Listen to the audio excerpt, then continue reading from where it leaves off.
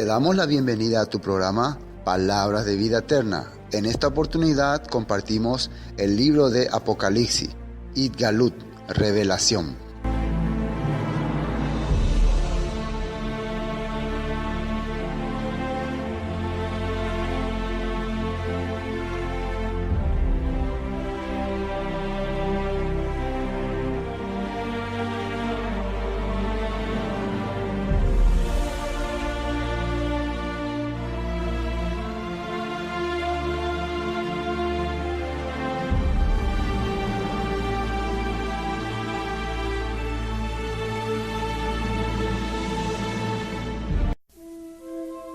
El Apocalipsis de San Juan.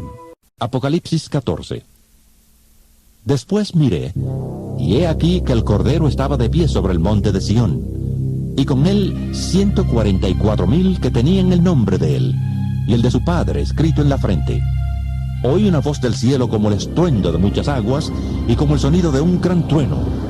La voz que oí era como de arpistas que tocaban sus arpas. Cantaban un cántico nuevo delante del trono y delante de los 4 seres vivientes y de los ancianos. Nadie podía aprender el cántico, sino aquellos 144,000 que fueron redimidos entre los de la tierra. Estos son los que no se han contaminado con mujeres, pues son vírgenes.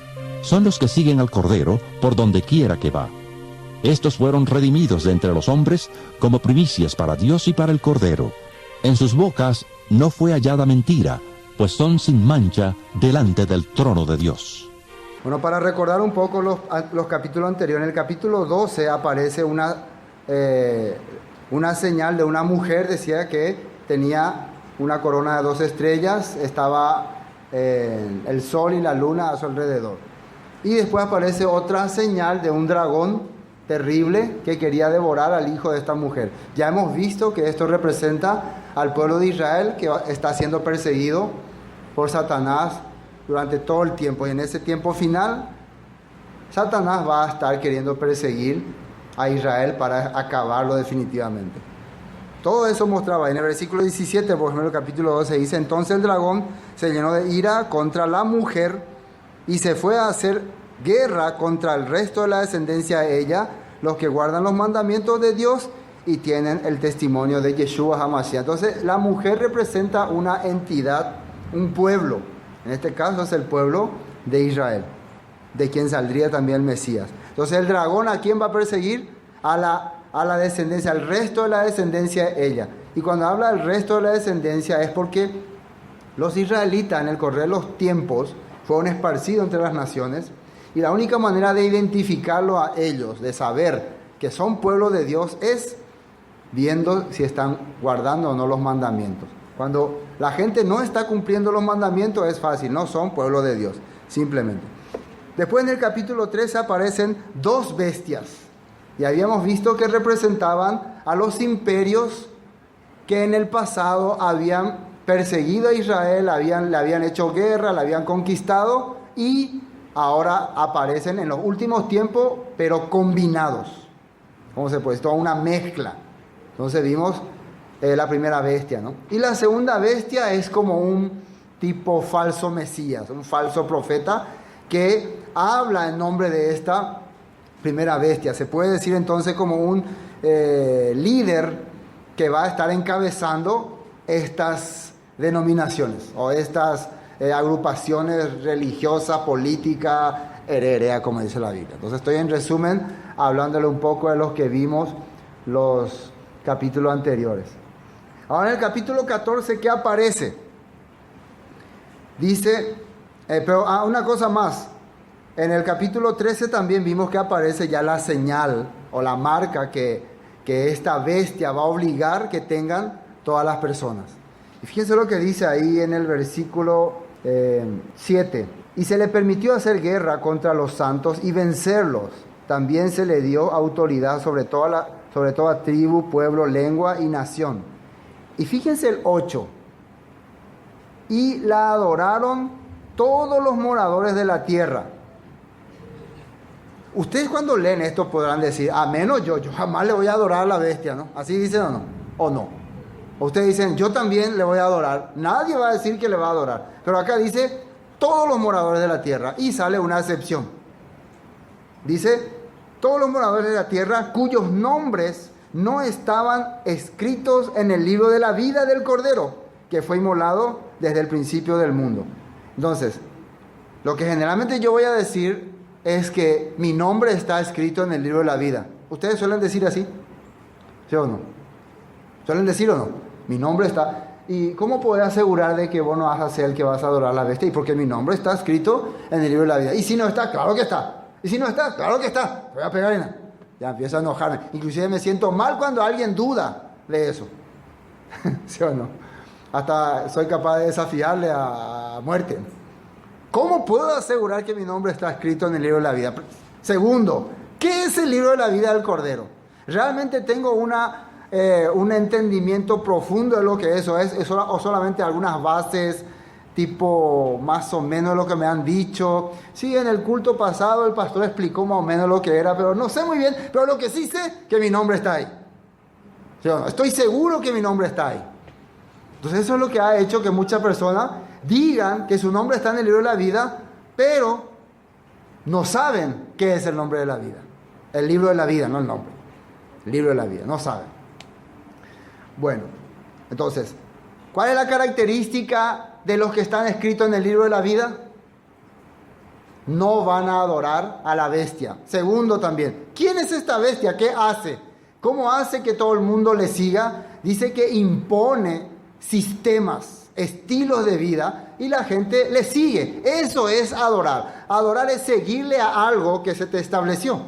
Se te establece un club deportivo, un partido político, un cantante, y vos le seguís. ¿Qué está haciendo? Le está adorando. ¿Sí o no? Le está adorando. Eso es lo que va a hacer la gente. Entonces, nosotros nos estamos dando cuenta que el mundo está totalmente metiendo su sistema en nuestras cabezas, y nosotros le estamos siguiendo sin darnos cuenta, y después nos jactamos de decir que nosotros no adoramos a la bestia, que mi nombre está escrito en el libro de la vida. Segundo, ¿qué es el libro de la vida? Es la escritura, la palabra, porque nombre quiere decir vivencia, y si su nombre está en el libro de la vida, quiere decir que su vida está representada por lo que está escrito acá. Cuando ustedes leen la palabra de Dios, van a observar cómo eran los hombres de fe, cómo caminaban, qué dijo Dios que tenían que hacer, qué quería que haga, qué no quería que haga. Entonces van a entender, mi nombre está ahí. ¿Sí o no? Pero si yo estoy haciendo totalmente lo contrario, viviendo una vida opuesta a lo que dice la Escritura, ¿cómo puedo decir que mi nombre está escrito en el libro de la vida? ¿Me están entendiendo? Eso es muy importante. Entonces, investiguen si no están adorando a la bestia, si no estamos adorando a la bestia. Mientras más conozcamos la Torá, los escritos, más nos vamos a dar cuenta de que si estamos adorándole o no. Pero mientras menos conozcamos, vamos a seguir creyendo lo que nos pone en nuestra cabeza. Bueno, eso también dice así. Después dice, si alguno tiene oído, oiga. Si alguno lleva en cautividad, va en cautividad. Si alguno mata a espada debe ser muerto. Aquí está la paciencia y la fe de los santos. Después vi otra bestia, bueno, esa ya habíamos visto, que es la que ejerce la autoridad sobre todas las personas. Y en el versículo 17 dice, y que ninguno pudiese comprar ni vender, sino el que tuviese la marca o el nombre de la bestia o el número de su nombre. Acá dice marca, ¿no? Nombre o número. Entonces, generalmente la marca se caracteriza por algún eslogan, ¿no? O alguna etiqueta, ¿no? Coca-Cola, Pepsi. Eso creemos que es marca, o por algo que se pone en la antigüedad. Para saber que estos eran propiedad mía, estos esclavos, yo les marcaba cómo se marcan los caballos o las vacas. Entonces, estos son mis propiedades. Entonces, en ese último tiempo, cada persona va a tener una marca identificatoria para saber que pertenece a ese rey. Pero esa es una de las señales nomás. Otra cual dice que es marca o el nombre de la bestia. Nombre. ¿Qué era nombre? Díganme otra vez. Ya repetí muchas veces porque he escuchado a usted. ¿Qué es? vivencia, manifestación, característica, carácter, y yargenda, y yargei, todo eso, ¿no? Ese es nombre. Entonces va a haber personas que van a estar marcadas. Por ejemplo, yo quiero que me marquenlo para que sepan que yo estoy con el rey. Pero otras personas no van a estar marcadas, pero van a tener su característica. Van a actuar como la bestia quiere que actúen. ¿Me están entendiendo, no? Y otros dice que van a tener su número o su código. Eso con el tiempo iremos investigando y averiguando de qué se trata. Pero se están dando cuenta que una de las formas de que el sistema, el falso Mesías o esta segunda bestia va a gobernar en el pueblo es metiéndole su idea en su cabeza, en sus cabecitas. ¿Y qué va a usar para eso? ¿Qué creen que va a usar? Los medios de comunicación, la política, el entretenimiento, el deporte, los libros, la religión. Todo eso va a usar para meter en sus cabezas. Van a haber otros que van a ser directamente ya identificados como servidores de las bestias. Van a llevar luego su marca. Entonces, de la misma forma, los seguidores en Yeshua también tienen que tener su marca. ¿Cómo dice Dios que iba a poner la marca? En nuestra mente y nuestro corazón. ¿Y cuál iba a ser esa marca? ¿Cuál sería esa marca que iba a poner nosotros? La Torá, la ley de Dios, sus mandamientos. Pero si yo no sé los mandamientos de Dios, estoy expuesto a ser marcado por la bestia. Bueno, el capítulo 14 comienza así. Después, recuerden que todo esto es visión, no es que está ocurriendo, esto es para el futuro, va a ocurrir. Después miré y he aquí el Cordero estaba en pie sobre el monte de Sión, y con él 144,000 que tenían el nombre de él y el de su padre escrito en la frente. ¿Qué significa esto? Ya habíamos hablado de los 144,000 al principio, eso estaba en Apocalipsis 7, ¿no? ¿Quiénes eran los que fueron escogidos entre todas las naciones de 12 tribus? Ahora, dice que acá el Cordero estaba en pie sobre el monte de Sión. ¿Dónde es el monte de Sión? En Jerusalén, ¿no? Quiere decir que Juan está viendo ya los tiempos en que el Mesías va a establecer su reino, va a empezar a establecer su mandato. Vamos a analizar algunas palabras que yo encontré en la Biblia para poder entender. El Cordero representa al Mesías, monte de Sión, Jerusalén. 144,000 son los redimidos para reinar y servir al Mesías entre las naciones. Esos son algunos puntos. Vamos a Isaías 24:23. Isaías 24:23. Isaías 24:23. Dice, la luna, ¿encontraron? La luna se avergonzará y el sol se confundirá cuando el Señor de los ejércitos reine en el monte de Sión y en Jerusalén, y delante de sus ancianos sea glorioso. Es una profecía sobre los últimos tiempos y que habla que los astros se van a someter y sujetar. ¿Dónde dice que va a ser ese reino? En el monte de Sión, ciudad de Jerusalén. Joel 2:31. Joel 2:31. Joel un poco complicado. Joel, ¿encontraron? Joel 2:31. Y todo aquel que invocare el nombre del Señor será salvo. La palabra invocar, acá mucha gente piensa, oh Señor, sálvame. No, invocar significa hacerse uno, relacionarse. Hay que ir a investigar bien esta palabra, es relacionarse o ser parte también. Quiere decir que se puede decir todas las personas que son, que tienen relación o son llamados o son parte del plan de Dios, serán salvos. Porque está mal interpretado cuando la gente piensa, no hermano, solo invoca al Señor y será salvo. Así no, se nos enseñó siempre, ¿no? Que si vos escuchás hoy la palabra, arrepentite y ¿qué tengo que hacer? Y invocar el nombre del Señor, oh Señor. No, esa es una mala enseñanza, se puede decir, una enseñanza equivocada por el error de la palabra. Si investigamos esta palabra, más bien quiere decir todo aquel que se relaciona, que está que es parte de las cosas, los planes de Dios, será salvo. Y fíjense qué dice. Porque todo aquel que invocar el nombre del Señor será salvo. Porque en el monte de Sión y en Jerusalén, ¿qué dice ahí? Habrá salvación, como ha dicho el Señor, y entre el remanente al cual Él habrá, ¿qué dice ahí? Llamado. ¿Se dan cuenta? No es solamente el que invocó, no, Él llamó. ¿Y quiénes fueron los que fueron llamados? Los que eran dignos, según la parábola de las bodas.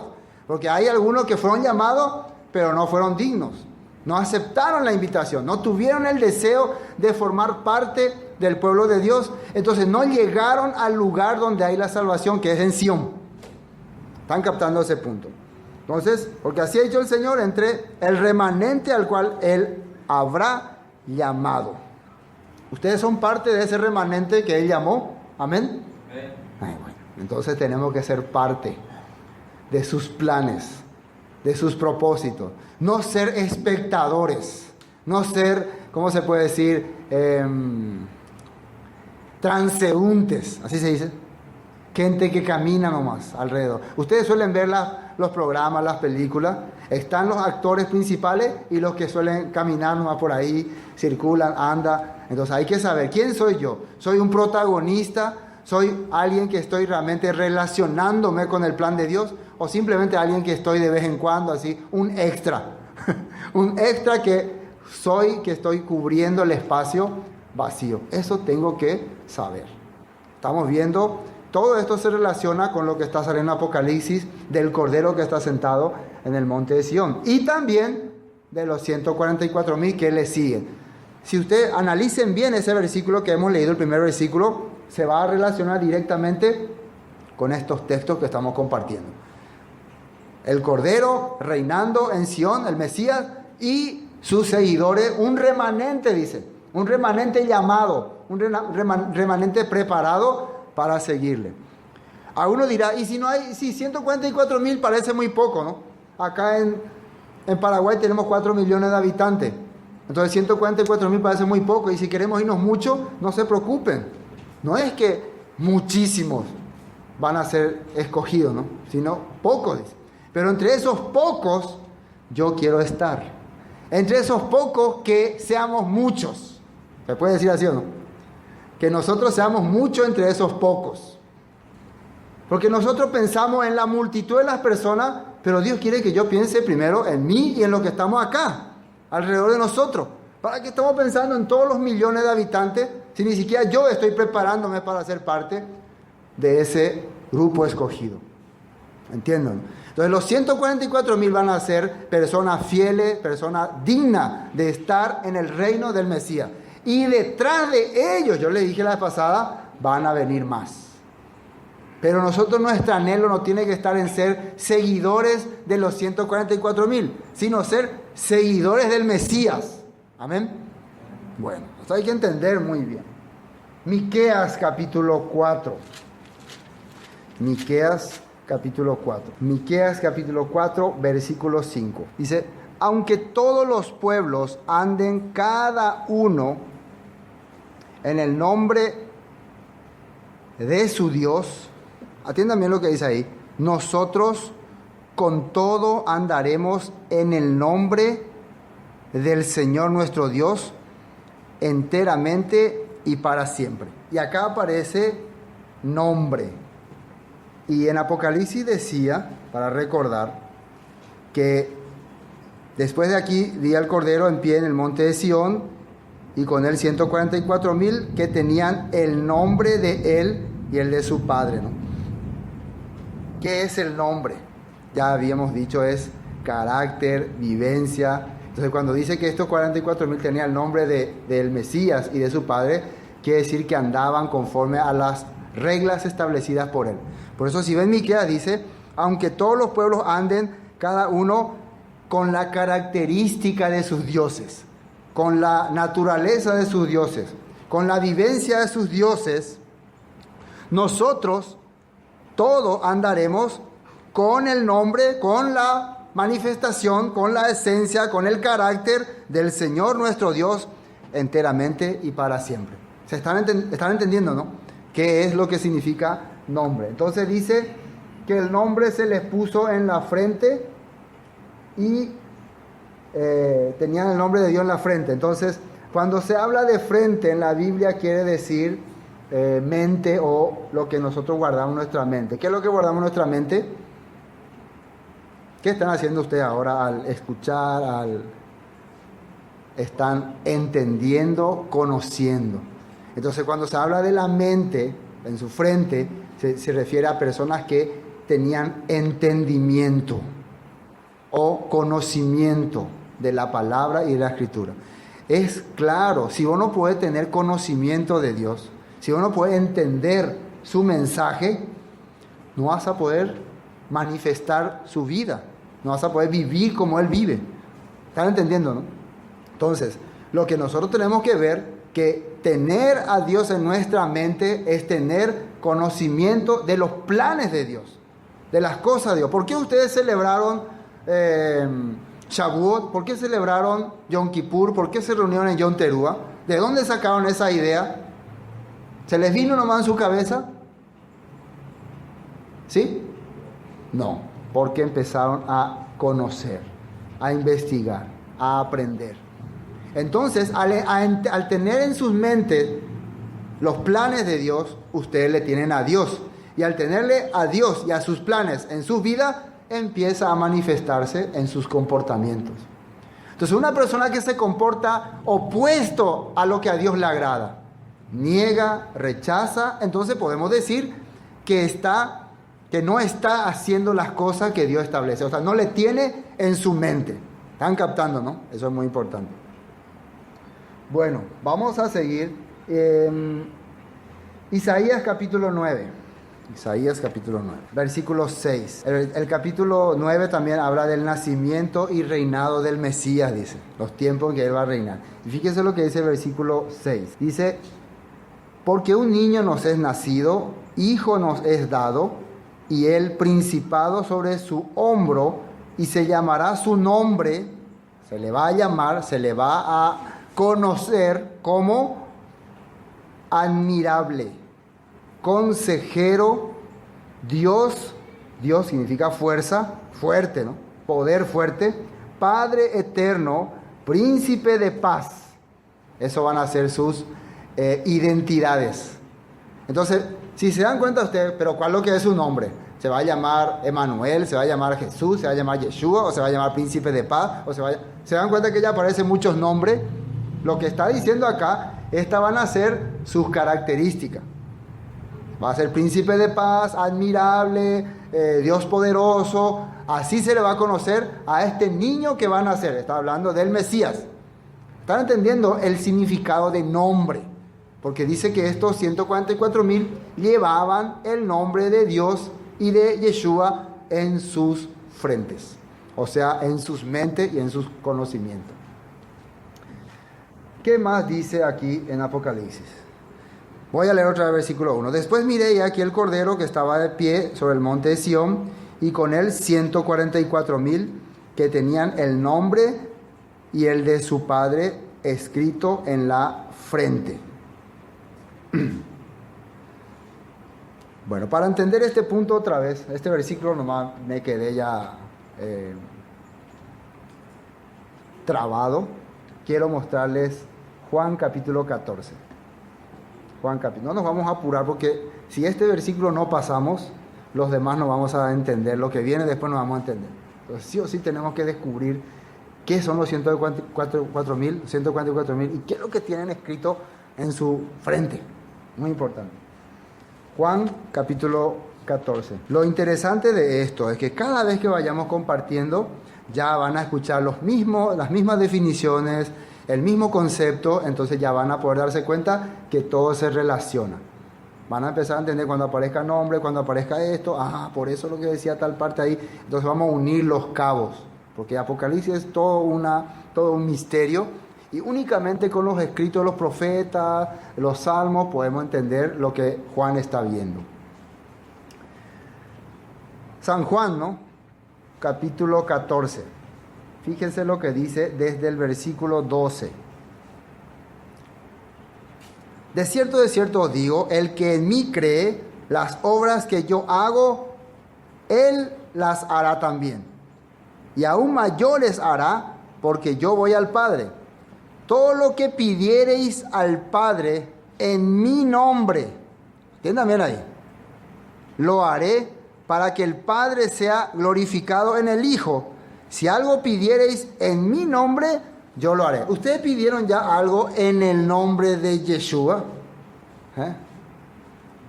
Ahora, ¿qué es pedir en su nombre? En el nombre de Jesús, de Yeshua, que me suceda esto. Eso es. Si estamos estudiando profundamente esta palabra nombre, y quiere decir características, manifestaciones, todas estas cosas, entonces pedir en su nombre quiere decir, de acuerdo a las características que Él me enseñó, que Él dejó, de acuerdo a esas cosas pido. Estoy haciendo lo que dice la Escritura, estoy viviendo como dice la Escritura, estoy caminando como dice la Escritura, eso quiere decir que estoy representando el nombre de Yeshua, nombre del Señor. Entonces, en ese nombre, en esa manifestación que estoy viviendo, pido algo.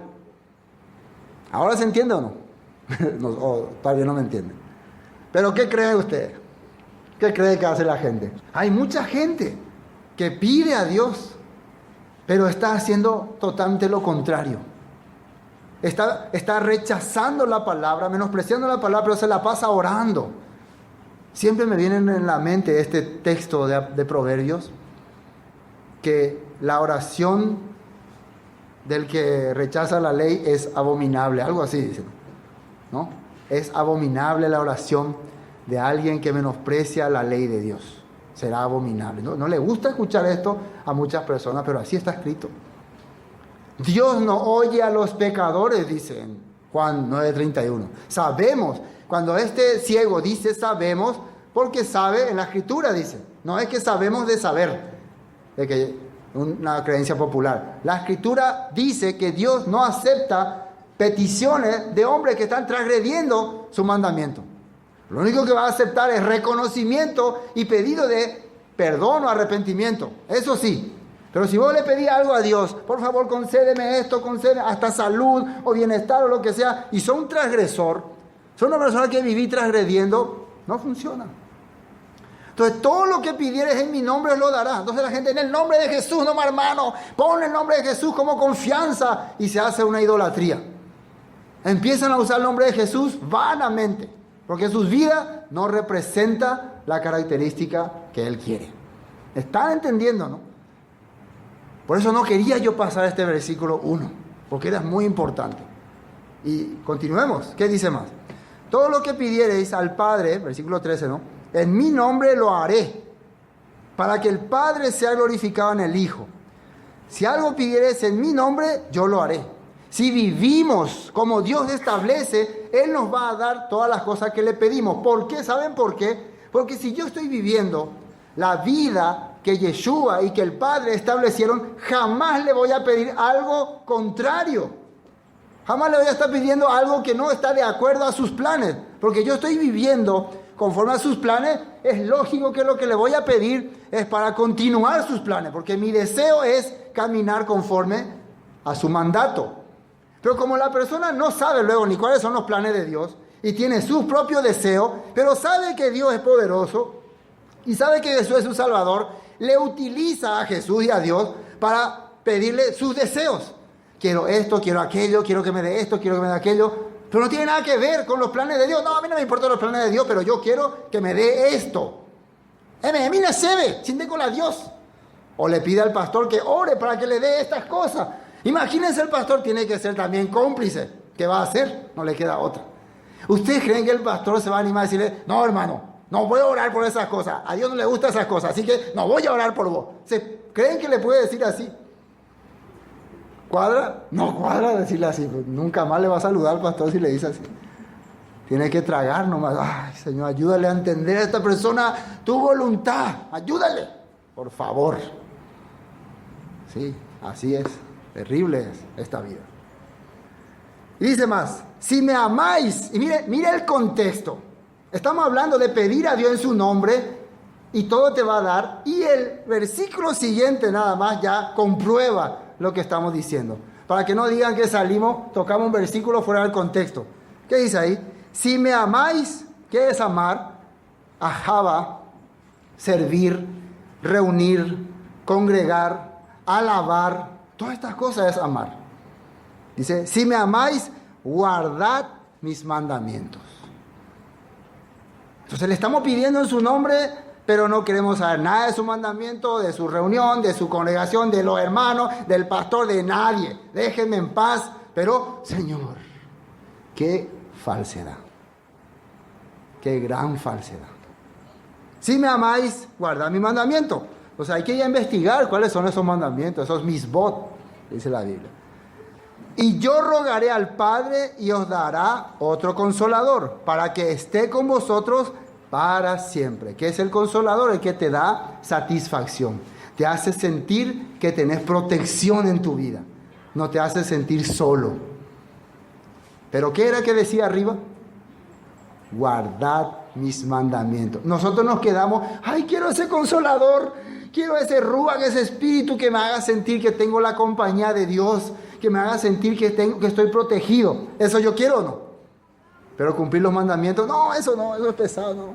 Yo quiero el ruach, el Espíritu Santo, ven Espíritu, desciende sobre mí. Y los mandamientos, no, eso ya Dios fue abolido. Estamos bien. Dice, versículo 17. El Espíritu de verdad, el cual el mundo no puede recibir, porque no le ve, ni le conoce. Ya, el mundo no le ve ni le conoce. Claro, si vos no estás viviendo conforme a los mandamientos de Dios, vas a poder conocer y entender lo que estamos hablando ahora. La gente que recién llegaría y nunca había estudiado la palabra de la Escritura, ¿de qué está hablando este tipo? Va a decir, no entiendo ya. Ese es el mundo. Cuando vos le hablas, ¿qué dice la Biblia en Oseas sobre Efraín? Les mostré las grandezas de mi ley y le fue por cosa extraña. ¿Qué ley, mandamiento? Yo no entiendo eso, yo no conozco. Esa es la realidad de Efraín hoy en día. Dice, el Espíritu de verdad, el cual el mundo no puede recibir porque no le ve, ni le conoce. Pero vosotros le conocéis porque mora en vosotros y estará en vosotros. No os dejaré huérfanos, vendré a vosotros todavía un poco, y el mundo no me verá más, pero vosotros me veréis, porque yo vivo, vosotros también viviréis. En aquel día vosotros conoceréis que yo estoy en mi Padre, y vosotros en mí, y yo en vosotros. Recuerden que aquel día es lo que estamos leyendo ahora en Apocalipsis. ¿Cuál es aquel día?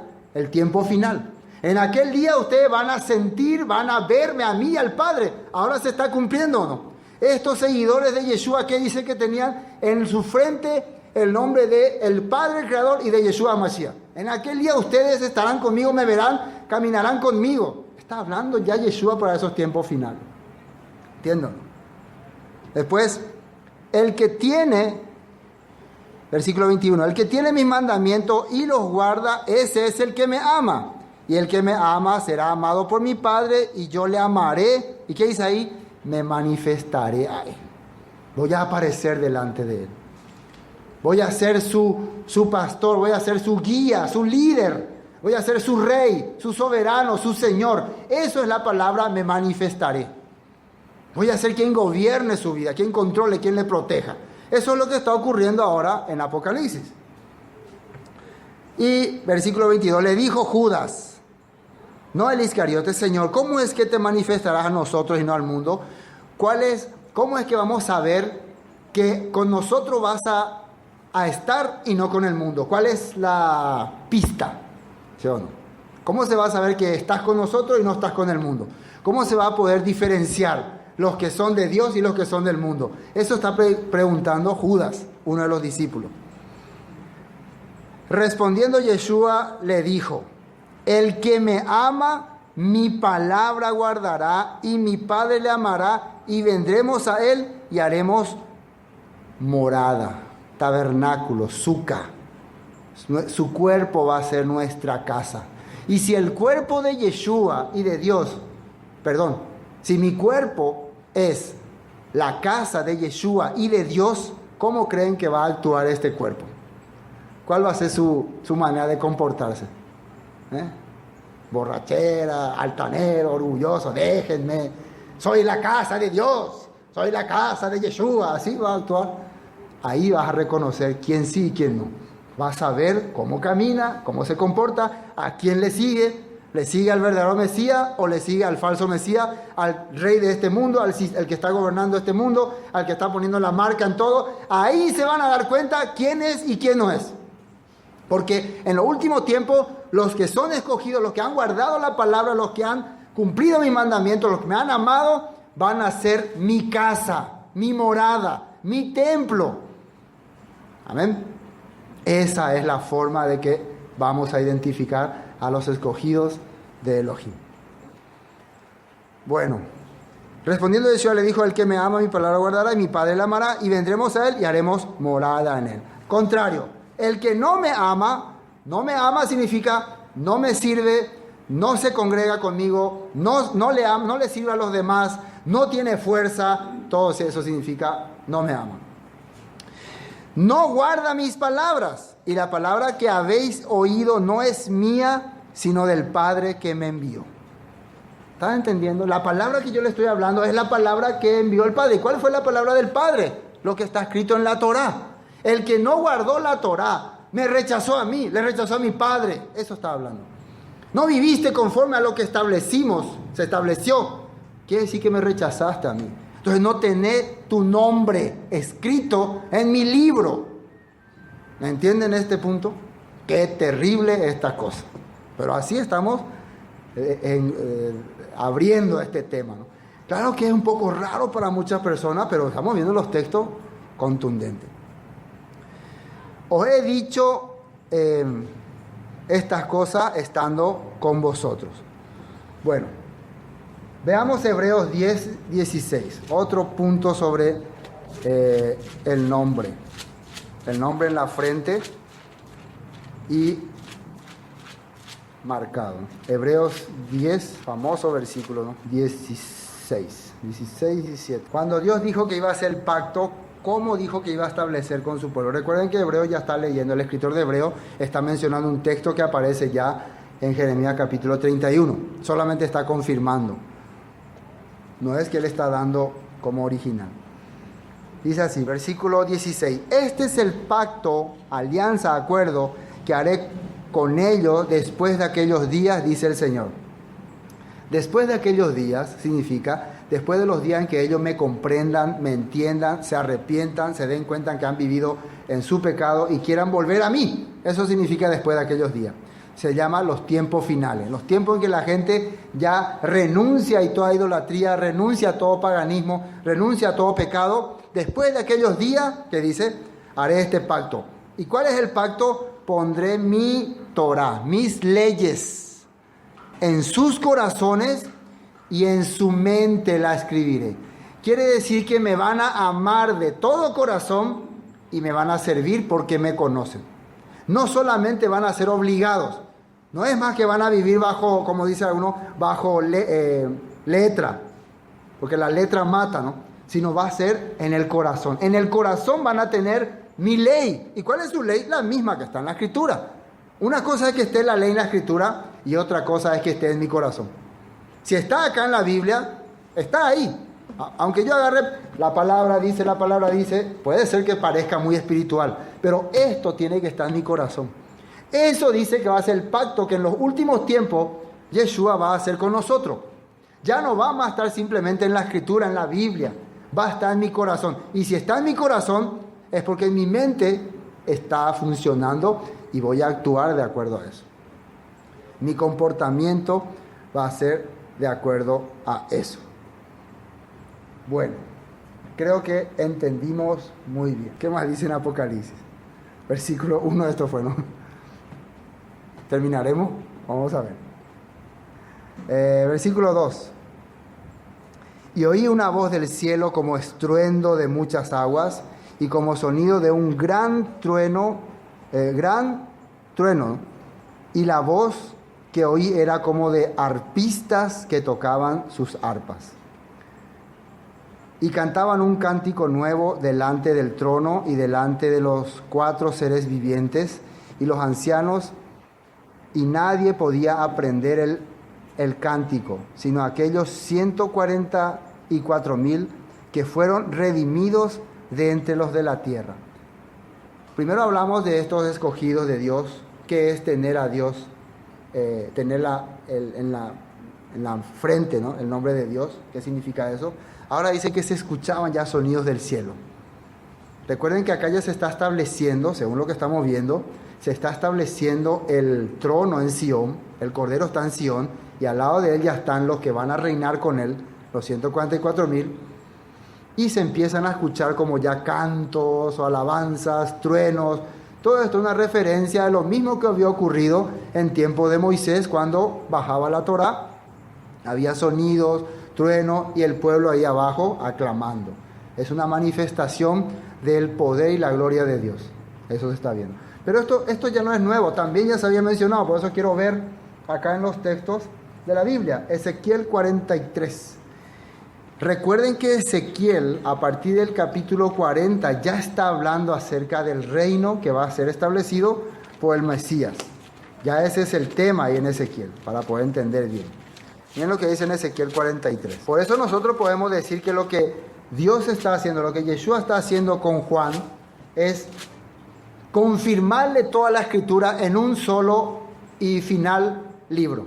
El libro de la confirmación. Todo lo que se escribió a lo largo de los años, todo resumido y confirmado en Idgalut, en Apocalipsis o Revelación. Revelarle todo. ¿Qué dice acá en 43? 2. Dice, el título es La gloria del Señor llena el templo, dice. Y he aquí la gloria de Dios de Israel, que venía del oriente, y su sonido era como el sonido de muchas aguas, y la tierra resplandecía a causa de su gloria. Y después sale más cosas, leyes del templo. Entonces, en Ezequiel 40 ya está hablando del reino del Mesías, el reino que va a ser establecido por el Mesías. Entonces, ¿qué es lo que está ocurriendo en Apocalipsis entonces? Se está estableciendo ya el reino del Mesías. Ya están poniéndose ahí en Monte Sión. Ahora va a empezar ya el juicio final para las naciones. Ya empezó el juicio. Ya hemos visto que empezó. Solamente que ahora estamos desarrollando todo lo que había ocurrido. Nosotros ya hemos visto que inclusive se le alababa al Cordero, reinará por los siglos, ya se le coronó a los bendecidos. Todo ya había ocurrido, pero ahora se está desarrollando. ¿Qué más decía? Cantaban un cántico. Este cántico también, vamos a ver Isaías 42, también ya menciona sobre este cántico. Isaías 42. Es importante que todo Apocalipsis nosotros confirmemos por la Biblia. Isaías 42, 10. 42, 10. Cantad al Señor un nuevo cántico, su alabanza desde el fin de la tierra, los que descendéis al mar, y cuando hay en él las costas y los moradores de ellas. Alcen la voz el desierto y sus ciudades, las aldeas donde habita Cedar, canten los moradores de Sela, y desde la cumbre de los montes da voces de júbilo. Así está saliendo ya en Isaías. Se refiere al siervo de Dios. Si ustedes leen todo el capítulo 42, se está refiriendo al Mesías que va a gobernar. Por ejemplo, fíjense acá, versículo 1 de 42, dice, he aquí mi siervo, yo le sostendré, mi escogido, a quien mi alma tiene contentamiento, he puesto sobre él mi ruga, mi espíritu. Él traerá justicia a las naciones. ¿De quién está hablando? Del Mesías. ¿Están captando, no? La Biblia comparándonos con Apocalipsis. ¿Qué más? Vamos a seguir Apocalipsis. Versículo 4. Estos son, está hablando de los redimidos, ¿no? Los que le siguen constantemente. Estos son los que no se contaminaron con mujeres, pues son vírgenes. Estos son los que siguen al Cordero por donde quiera que va. Estos fueron redimidos de entre los hombres como primicias para Dios y para el Cordero. Y en sus bocas no fue hallada mentira, pues son sin mancha delante del trono de Dios. Esta es una referencia de los 144,000 y de los escogidos para estar con Dios. ¿Cuáles son sus características? Y al ver las características de ellos, vamos a pensar un poco. si nosotros reunimos esa característica. Dice, primero que fueron redimidos de entre de los de la tierra. Quiere decir que estos 144,000, ¿dónde estaban viviendo? Entre las naciones. O sea, podía ser uno de nosotros o no. Entre nosotros estaba viviendo. Son de entre las naciones. No son exclusivos de la tierra de Israel. Estaban entre las naciones. Pero manifestaban las características de la escritura del pueblo de Dios, del Dios creador de todas las cosas. Tenían su característica. Por eso fueron escogidos. Llevaban el mensaje de Dios. Anunciaban la palabra de Dios. Y aparte, otra cosa, no se contaminaban con las cosas del mundo. Eran vírgenes, es una referencia a que no se contaminaban con el mundo. No se unían a yugos desiguales. No usaban su cuerpo para fornicar, para adulterar, para pecar, para todas esas cosas. No hacían todas esas cosas, sino que seguían al Cordero donde Él iba, donde Él andaba. Le seguían fielmente. Estas son esas personas que están con Él. Y la pregunta es, si yo no reúno esos requisitos, ¿qué pasará de mí? Recuerden que esto habla una vez que ellos conocieron al Mesías, una vez que entendieron quién era el Mesías. Tal vez cada uno de ellos tengan su pasado, su historia, no sabemos. Pero ellos fueron fieles una vez que el Mesías les iluminó. En Daniel dice que en los últimos tiempos, o sea, en este tiempo de Apocalipsis, los entendidos resplandecerán, dice, como luz en el firmamento. ¿Quiénes son los entendidos? Los que comprendieron la palabra van a empezar a brillar y van a empezar a enseñar la justicia a las multitudes. Yo veo que se refiere a estas personas. Si nosotros somos, por lo menos, discípulos de estos escogidos, ya es una gran bendición. ¿Sí o no? Si en nuestra vida ha llegado alguien que me ha enseñado el plan de Dios, el deseo de Dios, y yo le he seguido, es como si le estuviera siguiendo al Cordero. Eso es lo que nosotros tenemos que entender y comprender. Estos 144,000, dice acá, son las primicias. ¿Qué es las primicias?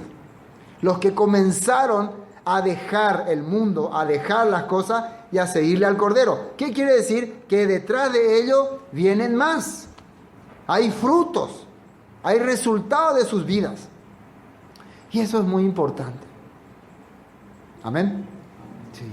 Yo estoy siguiendo el camino de Dios a través de la palabra, a través de la congregación, a través de los hermanos. ¿Cómo? ¿Cómo puedo seguir el plan de Dios? ¿Cómo puedo tener su nombre en mi mente para ser parte de su reino y de su pueblo? Por eso la Biblia nos está enseñando ese punto.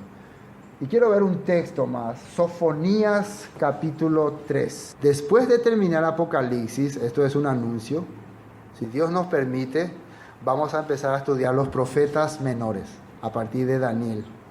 Todos estos profetas, Sofonías, Habacuc, Nahum, ¿cómo se llama otro? Abías, Ageo. Todo eso vamos a empezar a estudiar, que tienen mensaje. Van a darse cuenta que cuando empecemos eso, es como si estuviéramos volviendo otra vez a Apocalipsis. Sofonías capítulo 3, versículo 13. El remanente de Israel no hará injusticia. ¿Cómo le llama acá? Remanente. Un grupo pequeño que va a salir de entre las naciones no hará injusticia, para no hacer injusticia, para no hacer lo contrario de Dios. Ni dirá mentira, ni en su boca de ellos, ni en la boca de ellos, se hallará lengua engañosa, porque ellos serán apacentados y dormirán y no habrá quien los atemorice. Esto es lo mismo que está saliendo en Apocalipsis. Se refiere a el pecado de Jerusalén y su redención, los últimos tiempos. Recuerden que Apocalipsis está hablando del juicio que va a venir sobre la humanidad y la redención final y los escogidos, el pequeño remanente que va a salir para hacer luz entre las naciones. Y yo creo que está hablando de los 144,000, porque está diciendo la misma característica, ¿no? Cuando leen los 144,000 de Apocalipsis y leemos acá en Sofonías, ¿no? Sofonías 3, estamos viendo las mismas características. Amén. ¿Dónde más la Biblia menciona de las características de los hijos de Dios? Efesios, Gálatas, Tesalonicenses. En todas esas partes menciona que cómo debemos ser, cómo debemos comportarnos, que debemos dejar todas las características que tiene que tener el que le va a seguir al Mesías. Amén. Bueno, terminemos esta parte. Entonces, y en su boca no fue hallada mentira. ¿Qué es mentira para las personas? ¿Qué es mentir? Por eso hay que entender que hay muchas personas que mienten porque son engañadas. No es que mienten porque quieren mentir. Por eso no tenemos que juzgar nada más. El mentiroso es el que sabe la verdad, pero agrede, dice. Y también la mentira es para destruir a otro. Porque muchas personas utilizan este argumento para decir, la Biblia dice que no hay que mentir, así que no me mientan. ¿Sí o no?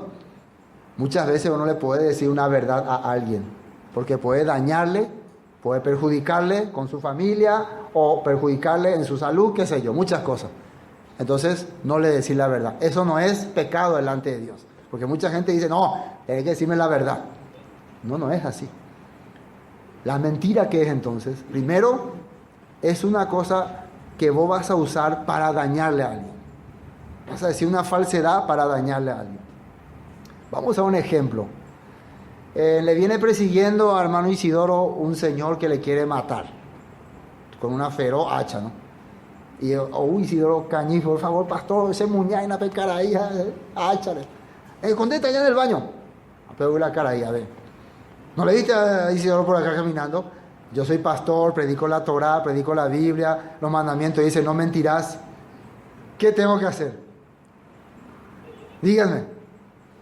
¿Qué tengo que hacer? La Biblia dice, no mentirás. Y el Señor me pregunta, ¿no le viste? ¿Vos le viste? ¿Vos le viste? ¿Dónde está? Pastor, no me vaya a mentir. ¿A que vos sos pastor? No me vaya a mentir. Y feroz hacha en su mano. ¿Qué tengo que hacer? Bueno, yo no tengo que mentir. Ahí está en el baño. Por lo menos yo no mentí. Entonces, ahí entienden lo que estoy diciendo, ¿no? Entonces, muchas personas en ese punto no han entendido muy bien estas cosas. Es igual. Muchas veces a mi hijo yo le digo algunas cosas, no hace así, ¿por qué? Por su bien. Tal vez no le estoy diciendo la verdad, pero es por su bien. Por ejemplo, cuando es chiquitito, claro. No, en la calle no te debes salir porque puede venir un dragón y te puede comer. ¿Sí o no? Entonces, ¿existen los dragones? No hay. Pero estoy mintiendo por su bien, ¿no? Cosas así. Entonces la gente ya dice, no, mentiroso, te vas a ir al infierno. No. La mentira es lo que Satanás hace. Decirnos una cosa para destruir nuestra vida. Para arruinar nuestra. Ahora, si vos venís y le decís una mentira a alguien para arruinarle o para ponerle mal con otro, ahí sí está pecando. No sé si me entienden. O sea que aunque sea verdad lo que está diciendo, pero le está destruyendo la vida a una persona, también está pecando. Eso es muy raro de entender, pero hay que entender. Entonces hay que saber muy bien cuando vas a hablar. Entonces esta persona dice, en su boca no fue hallada mentira. Entonces vamos a investigar nuestra característica. Cuando le hablamos a una persona, le decimos una verdad para destruirle, entonces es igual que estuviéramos mintiendo. Porque la intención es dañarle. La intención no es ayudarle. Bueno, mira, yo la verdad te quiero ayudar y no vaya a tomarme mal porque te voy a decir lo que ocurrió. Fulano dice así, le cuento algunas verdades, que son verdades, pero la verdad es que quiero que se destruya, que otra vez llore, sufra, pero yo te quiero ayudar. No significa eso verdad. No sé si me entienden. ¿Están entendiéndose? Eso es un tipo mentira. Tipo mentira.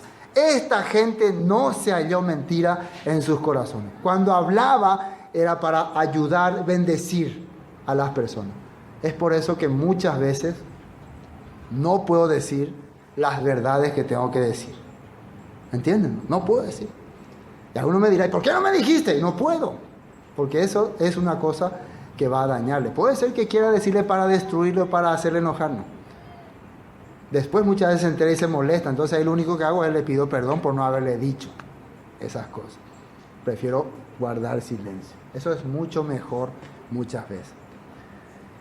Dice, y en su boca no fue hallada mentira, pues son sin mancha delante del trono de Dios. ¿Qué es mancha? ¿Cómo es que una persona se mancha? Ellos son sin mancha. ¿Cuándo es que vos te manchas? Recuerden que en Apocalipsis dice, ninguna cosa inmunda, ninguna mancha va a entrar en el reino de los cielos.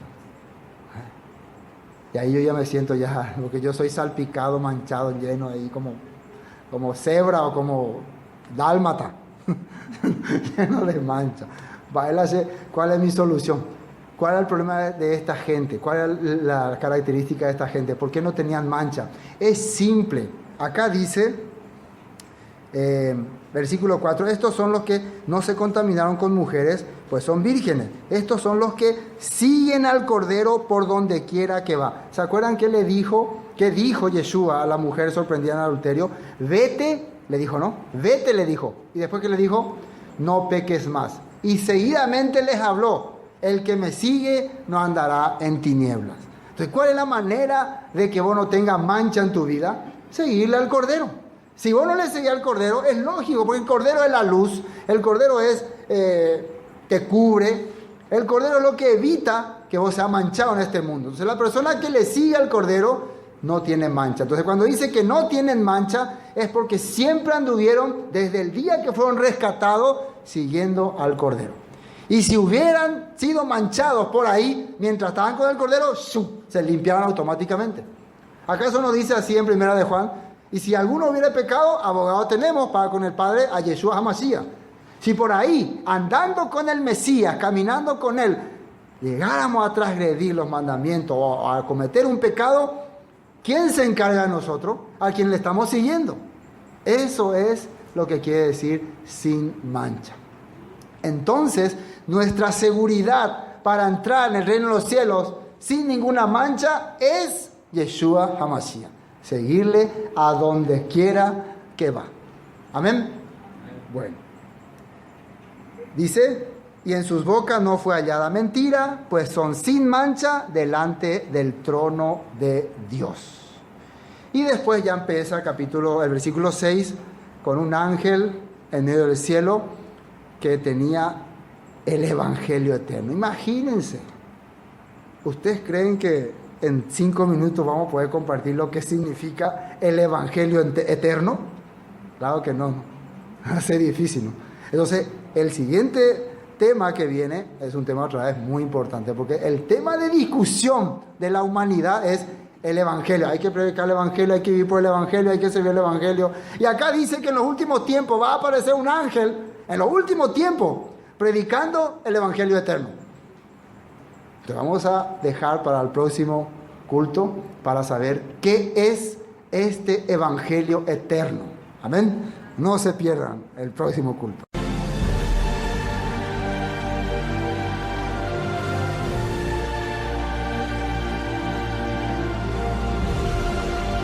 Esto fue Palabra de Vida Eterna, con el estudio del libro de Apocalipsis, Revelación. Para cualquier información, 0981 60 46 77. Bendiciones y hasta pronto.